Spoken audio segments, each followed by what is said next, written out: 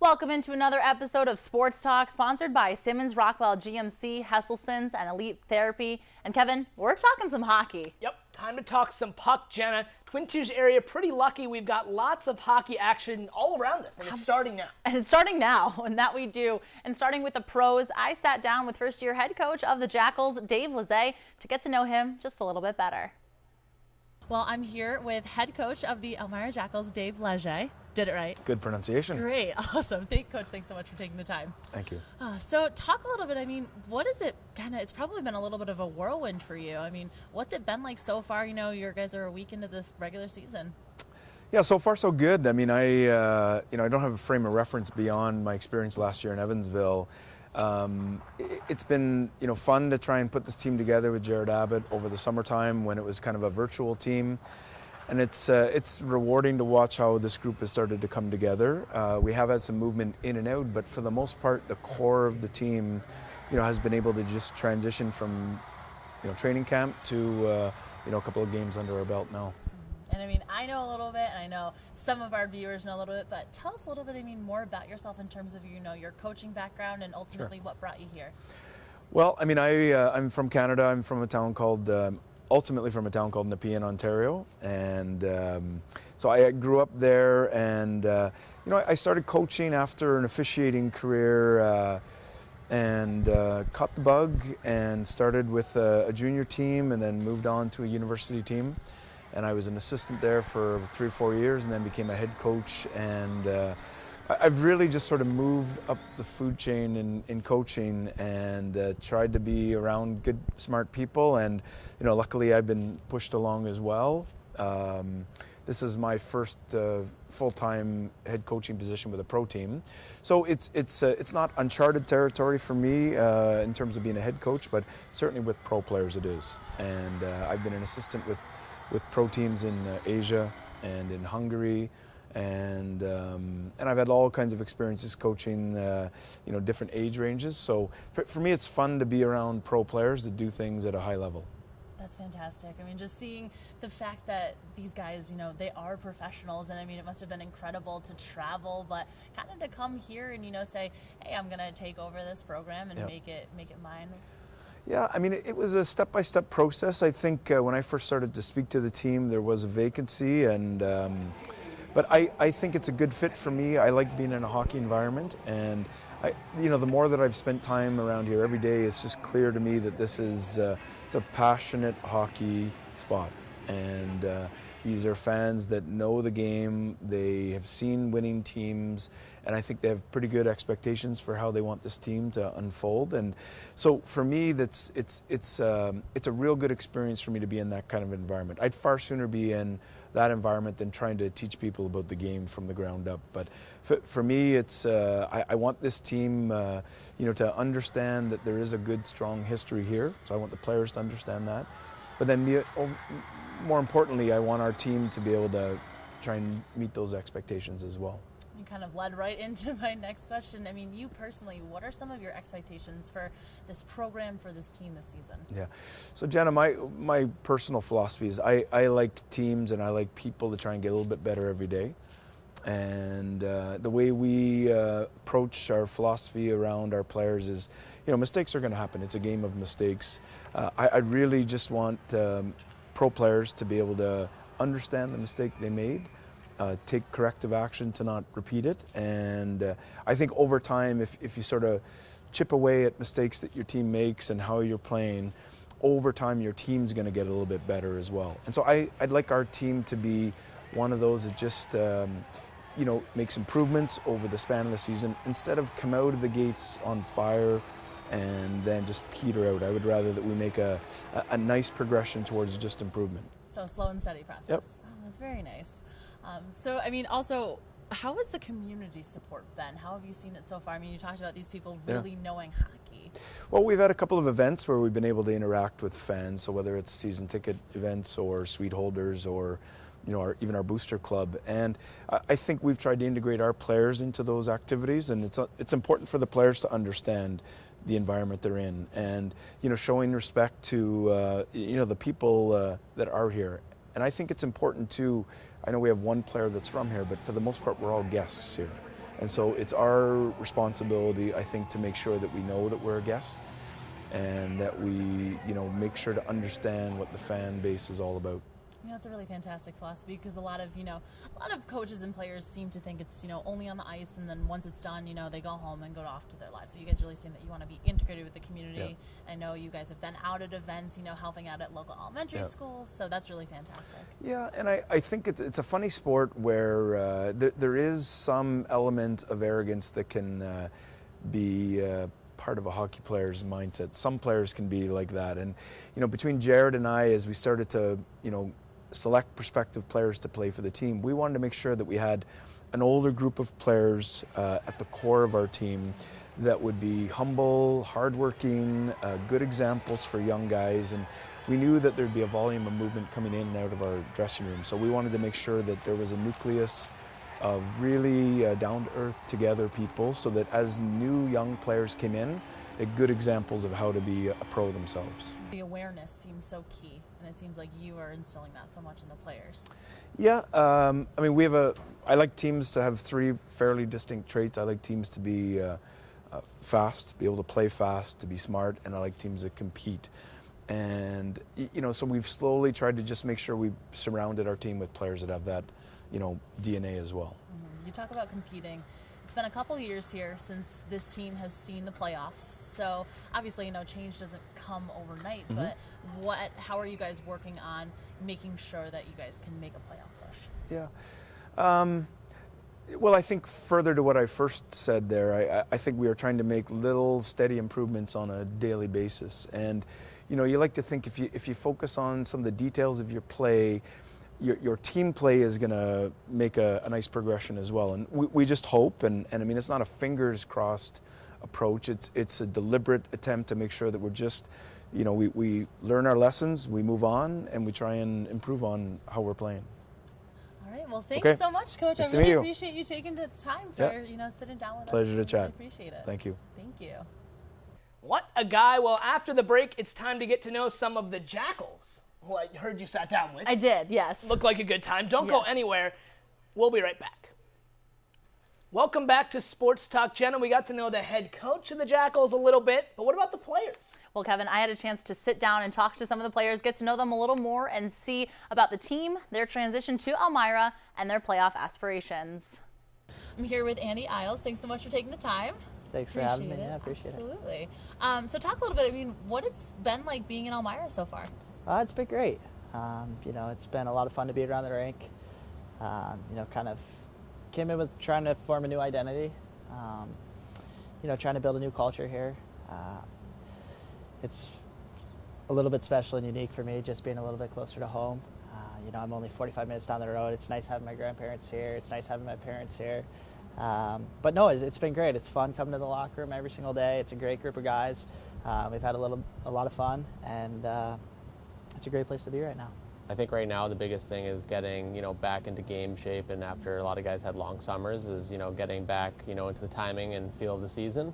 And I think that's coming along well for a lot of the guys. But I think all in all, we've been pretty impressed with Elmira, happy with, the fan support and everything. So it's been a great start. How has this team looked so far? Good. I think we have a good bunch of guys, and that's really important for a championship team. If you're really close in the room, you're going to be close on the ice, and wherever, if we lack in one area here or there, like, guys will back up each other, and I think we'll get the job done and have a good team this year. It's been a pretty easy transition for about half the team. So a bunch of us have played either together in the past or known of each other. So it's definitely made it for an easier transition. I think there's some younger guys coming in that are adjusting from either a college or junior game. So for a lot of those guys, it takes 10, 15 games at the pro level to understand how the game is much different than what they are used to in the past. What are some expectations that you have for this season? Every time you walk into the locker room at the beginning of the year, you got to have one main goal, and that's to win a championship. We play this sport because we're all competitive guys. We love to win. We play this sport for the city of Elmira. We play this sport for the people that come to our games and support us. They want to see wins. We want to win. I think the one thing that we are focused on is learning how to play playoff hockey, learning how to play 7-game series. And, the one thing that we have done that's a little bit unique is we're approaching every set of 7 games this year as its own unique series. And, we're big believers that if we win the majority of our 7-game series this year, or win every series, and we can win 4 out of 7, or maybe you win 5 in a series or 6 in a series, that's going to set you up in a good position to make playoffs. And once you get into playoffs, obviously anything can happen, but if we're fortunate and we're able to do that and have success and get into playoffs, now we're sitting in playoffs and all of a sudden, we've been playing 7-game series all year and we're comfortable and we're used to it, and at that point we just keep rolling. Yeah, I think we just kind of make little goals to start. We kind of every 7 games we take it as a series. So if we win that 7-game series at the end of the season, we're going to be ahead and probably in a good playoff position. So I know it's early in the season, but what's this team's identity? And if you don't have it yet, then where do you see this team's identity becoming? I think the one thing that Coach Davis really built this team around is, smarts and speed. I think that's one thing that he's really, enforced with the guys, is that he wants to play a quick game. And I think that's, if you look at our team, we have a lot of players that are good skating players, and I think that's one thing we want to build our team around. When you're a good skating team, you cause a lot of havoc for other teams on the ice, so I think that's the one thing that our identity will show, is we're going to be a good skating team. I think your identity evolves every time, every game. Every game you kind of develop a little bit of a new identity, but I think our mindset right now is that we want to be tough to play against. We want to be in everyone's face. We want to play with pace. We want to be fast. We want to be first on pucks. We want to be tough to play against. And if you're tough to play against and you can set the tone, and teams know walking into our building that we're going to dictate the play, they're not going to dictate it, that's tough to be a visiting team walking into this building, and vice versa. When we go on the road, if we can set the tone and we can be hard to play against, then we can go in there, we can bang a few bodies, we can play with speed, and the next thing you know, we've taken their building, we've turned it into our building, and now we've swung at that in our favor. Well, hopefully this year's squad can bring playoff hockey back to the Twin Tiers. We hope so. When we come back, we're talking some college hockey on this episode of Sports Talk, sponsored by Simmons Rockwell GMC, Hesselson's, and Elite Therapy. We'll be right back. Welcome back to this hockey edition of Sports Talk. Kevin, now it's time, we're going to head back to school. That's all I really want to do, Jenna. We went just down the road to Elmira College for a season preview of both the men's and the women's Soaring Eagle squads. The 2016-2017 edition of the EC men's hockey team will be a lot younger than last year's, but the Soaring Eagles say that's not necessarily a bad thing. I think coming in, without any expectations from other teams, they don't know what we have in the locker room, and I think being the underdog in some games will work in our favor, because we have a totally different team and mentality going forth from last year. So I think we can surprise some people if we just do what we're supposed to do, work hard, put the effort in every day, and just do everything we can to get back on track. I don't think anybody really is taking us too serious with this many freshmen in our lineup, but we know what we have in our locker room. We know what we practice with every day, and I like the group. I'm confident in the group, and I think we're going to shock some people. We're going to surprise people. The freshmen that the coaches brought in are beyond their years. They're going to come in. We know they're going to make an impact. And the returners, there's high expectations for them too. They know what it takes to win. Last year was unacceptable, like I said, and this year we're going to surprise people. People don't know what we have. We know what we have in that room, and we're going to surprise people.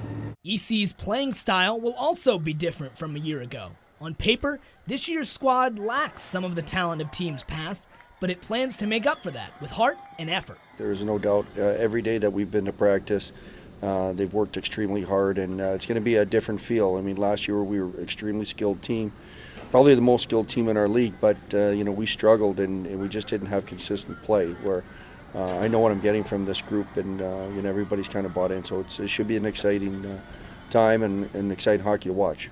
The freshmen that we brought in and the returners, we all kind of bring the same mentality. It's just blue collar and a hardworking group, and follow the systems that the coaches put in place for us, and that's it. The EC men haven't won the ECAC West Conference since 2014, but this program says it's ready to get back on top. There's a rich history that, when we first got here, our freshman year, we were carrying on with our traditions, and sort of got away from it for the past couple of years, but we're looking to get back on track this year. I just think the group of guys that we have, we're a really close-knit type of group, and I think that going into the season, we saw that we were ranked pretty low, and that just fuel the fire and gives us motivation to do well and exceed those expectations. The Elmira women's hockey team is heading into the 2016-2017 season with one thing on their minds: a national championship. For many members of the team, they know what it's like to be close to that national title. Last year, a third-place finish. The year before, the national runner-ups. And they feel they're ready to get there. The team is returning 21 of their players from last season, and they're looking to the culture of the program to set the bar high for the 2016 season. I think we're so successful because we have a set culture when we come into the team. Like, once you get in here, the first week you know like what your expectations are and what you should be focusing on when you come in on the team, what your role is, and everyone delivers. You know, everyone has a specific role on the team, and we all work together to get to that point, and it just works very well, and we've just been successful in the past, and we continue to be successful. I think it's huge that we have so many returners because, you know, the chemistry is already there as far as the culture and what the goal is every year. I mean, they already know it and they buy into it. So for us as a staff, it makes it pretty easy. And right away on day one, they came out and, you know, they were clicking, you know what I mean? So moving forward, that's great to see. You know, they've been playing together, some of them for 3 years, 2 years now going. So no, it's really exciting. Under first-year head coach Kelsey Martelock, the players are focusing on being consistent. The team was ranked 3rd in the nation in the first USCHO poll of the season. And for Coach, she believes that one of the team's biggest strengths is in their speed. And the team feels that their quickness, along with their strength in their numbers, is what will help them make a big push towards the national title. I think this year what differentiates us from the other teams is that we have a depth. Like, we have 4 solid lines that can roll, that can be compete against the best lines in the league. So I think that's going to be our biggest threat. The Soaring Eagles open up their season on November 4th in a 2-game road series against Newman University, a team they defeated both times last year with a combined score 14-2. And while the season is getting ready to ramp into full gear, the seniors on the team are just looking forward to the little things. I'm looking forward to play the games, play the game of hockey, get some wins in, just play with my team and teammates, go as far as we can. Don't go anywhere, because when we come back, we wrap things up over on the East Hill in Cornell. Stick with us. Welcome back to Sports Talk. So Kevin, we talked Jackals, we talked EC, and then there was one more, our third group to get to, Jenna. I headed over to Ithaca to talk with the Cornell men's hockey team. And while they haven't made the playoffs since 2012, expectations for Coach Schaefer's squad higher than they've ever been. Last season didn't quite go to plan for the storied Cornell men's hockey program. After a hot start, the Big Red faltered in the middle part of the season and narrowly missed out on the NCAA tournament. That's an experience this year's team wants to learn from. We may have gotten ahead of ourselves a little bit too much last year after we went on that hot start. And I think we're going to need to hold each other more accountable in practice and, you know, be ready for every single opponent each night to be more consistent this year throughout the year. Well, I think that, you know, we fell off the pace, and you can go back and dissect. I mean, there's a lot of things occurred in that time when we fell off. I mean, 3 overtime losses in a row, 3 of them on the road. I mean, it was a tough span, and you know, I thought we righted the ship a little bit too late going down the stretch drive. But you know, the whole year is it's not just a snapshot. We're trying to also get to the NCAAs as well as win our league. So, you know, we were knocking on that doorstep with the last team to get knocked out of the NCAAs last year. We don't want to be that team this year. This year's squad looks to return to the NCAAs for the first time since 2012. And the good news is that the Big Red returned almost all of its core from a year ago. On offense, Cornell brings back all 3 members of its top-scoring line. That trio, nicknamed the Jam Line for forwards Jeff Kubiak, Anthony Angelo, and Mitch Vanderlyn, looks to build on its success from last season. You know, the chemistry's still there. You know, we've had a fun time so far playing with each other throughout the preseason here.